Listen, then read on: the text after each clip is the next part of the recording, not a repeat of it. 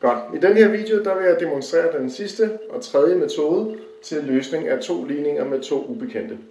Den her metode går det ud på, at vi isolerer den ene variabel i begge ligninger. I det her tilfælde vil jeg prøve at isolere y i begge ligninger, så vi starter med den første, og vi får, at 2y er lige med 4 minus 8x.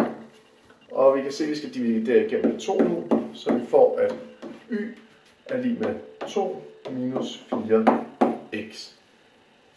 I den nederste ligning, der får jeg, at 4y er lige med 12 minus 8x. Og for at isolere y her, skal jeg nu dividere igennem med 4, så vi får, at y er lige med 3 minus 2x. Sådan der. Nu har jeg altså isoleret y i begge ligninger, og jeg har altså, at y dels skal være lige med det her, og y dels skal være lige med det her. Men hvis y både er lige med det her og med det her, jamen så betyder det altså, at det her er lige med det her. Fordi de er begge dele lige med y, jamen så må de være lige med hinanden.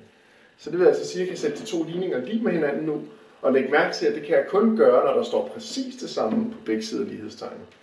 Så jeg får altså, at 2 minus 4x skal være det samme som 3 minus 2x. Og nu er vi igen nået frem til den situation, at vi har en ligning med en ubekendt, som vi kan løse på sædvanlig vis.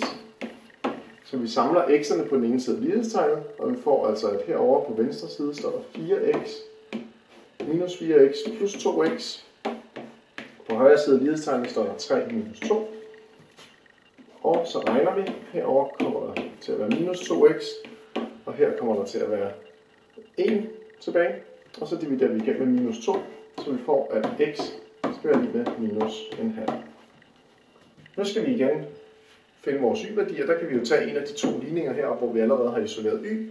Vi kan tage den nederste, 3 minus 2, og så indsætter jeg min x-værdi på minus en halv. Og jeg får 3 plus minus 2 gange minus en halv, det giver plus 1, så det giver 4. Så igen ser vi, at vores talpar x, y bliver minus en halv, 4.